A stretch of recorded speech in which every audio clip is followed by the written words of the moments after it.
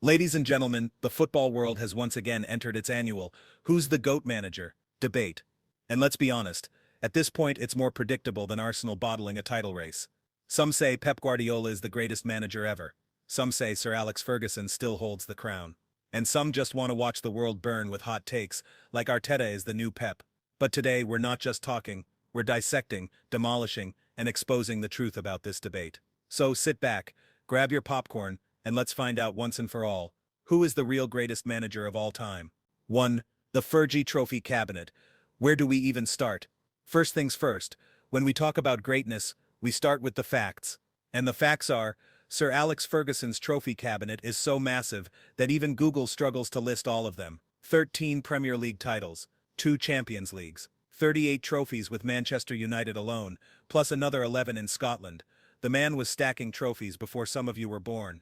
Meanwhile, Pep Guardiola, brilliant manager, no doubt, but he still needs Google Maps, a compass, and divine intervention to find Fergie's level of dominance.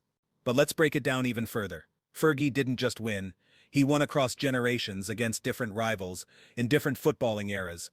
He outlasted and outsmarted Wenger's Invincibles, Mourinho's ruthless Chelsea, Benitez's Liverpool, and even prime oil money Man City. The man had an answer for every footballing era, adapting his squad while staying at the top for nearly 3 decades. Meanwhile, Pep is yet to win a Champions League without inheriting a world-class squad. Ferguson built United into a powerhouse, while Pep took over already elite teams. Would Pep have survived managing United in 1986, when the club was struggling and desperate? Doubtful. Ferguson turned a broken club into a dynasty, and that's the biggest flex of them all. Pep's trophy collection is impressive, but compared to Fergie, it's like comparing a bowl of jollof rice to the entire buffet. Ferguson won so much silverware, even Arsenal's Invincibles had to admit defeat. If trophies were degrees, Fergie graduated summa cum laude in winning. Pep has 4 Champions Leagues? Cool. But did he ever win one without inheriting an all-star team? 2. How Fergie handled chaos versus how Pep handles a Rodri injury. Now let's talk about adversity. A real GOAT doesn't just win when things are perfect. He wins when everything is falling apart. Fergie's teams lost key players mid-season and still won. Remember when Roy Keane, the team's spine, got injured for an entire season? United still finished 1 point behind the champions.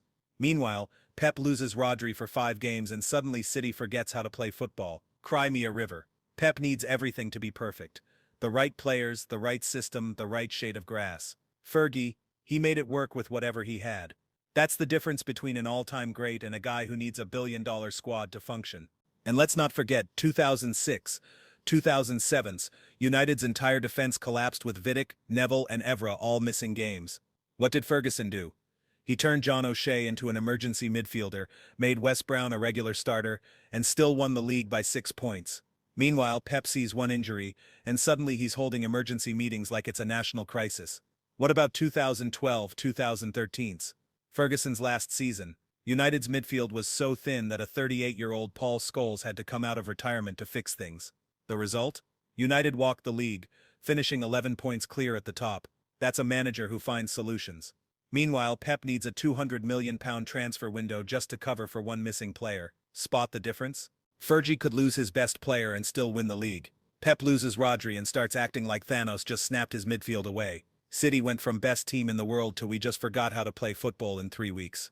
If Pep's tactics were that revolutionary, why did they break down faster than Arsenal in April? 3. Fergie's spending versus Pep's unlimited budget mode. Some people say Ferguson was a checkbook manager too. Oh really? Then explain this. Between 1996 and 1999, when United dominated English football, their net spend was minus £40,000. That's right, United outspent no one, and still won multiple league titles. Meanwhile, Guardiola has spent enough to buy 3 small countries just to build his perfect squad. 115 financial breaches, record-breaking transfer fees, and the first £100 million English player in history. Yet we're still calling him a tactical genius. Maybe the real tactic is just having an unlimited budget. And let's talk about Fergie's net spend versus trophies ratio. Between 1998 and 2003, United were only the second highest spenders in England. Guess what? They still won 4 league titles, 2 FA Cups, and a Champions League.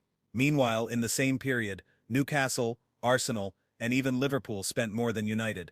No oil money, no financial breaches, just smart signings and world-class management.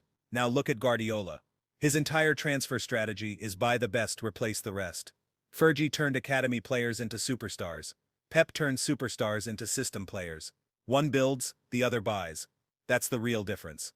Fergie's United built a dynasty on smart signings. Pep built his on an unlimited credit card. Guardiola has broken the transfer record more times than Chelsea has changed managers. If Fergie had City's budget, he'd have won 20 Champions Leagues and probably invaded La Liga for fun. 4. Champions League comparisons. Context matters. Ah yes, the Champions League argument. Pep has 4 UCL titles, Ferguson has 2. Case closed. Right? Wrong. Pep inherited a prime Barcelona squad with Messi, Xavi and Iniesta, a team that was already built for dominance.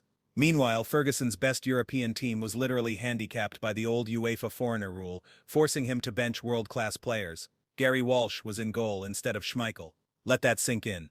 So yeah, Pep's Barcelona was better in head-to-heads, but Ferguson's European achievements with Aberdeen, yes, Aberdeen are still more impressive than anything Pep did with oil money. And let's not forget the Champions League final head-to-heads. Pep's Barcelona beat United twice, in 2009 and 2011. But let's be honest, those weren't even fair fights.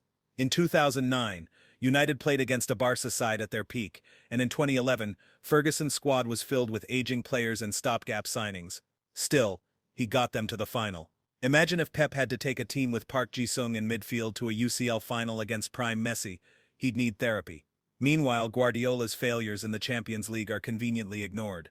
At Bayern Munich, he inherited a team that just won the treble. And what did he do? 3 straight semi-final exits. And at City, 5 years of heartbreak before finally winning it with a squad worth more than some national economies. Pep's Barca was so good, even a traffic cone could have managed them to a Champions League final. Fergie's Aberdeen beat Real Madrid in a European final. Meanwhile, Pep has never even coached a true underdog. If Ferguson had Messi, Xavi, and Iniesta, United would have had 5 UCLs minimum. Winning the UCL with peak Barcelona is like winning a race with a Ferrari. Ferguson was out here winning trophies with a Toyota Camry. 5. The final proof, what happened after they left. Here's the simplest proof of greatness. When Pep leaves his clubs, they keep winning.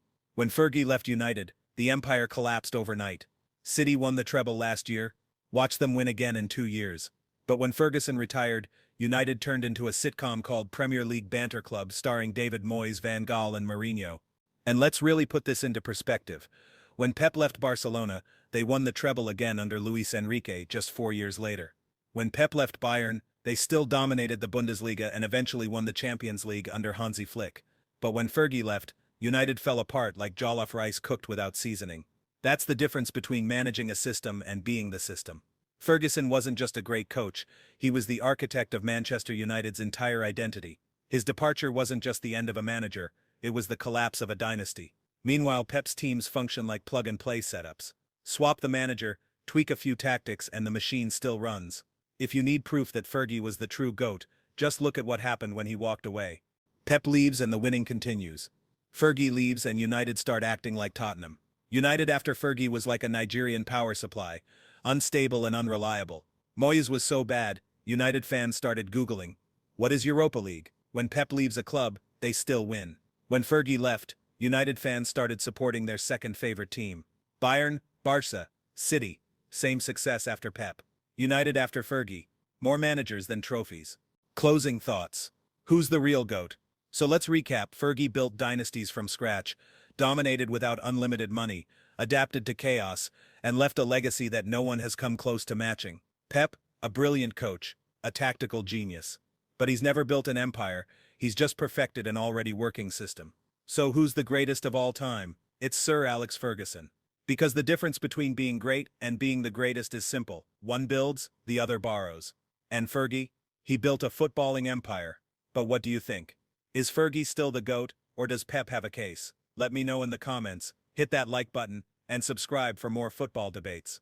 And remember, when in doubt, just ask yourself, would Pep survive a season managing Aberdeen?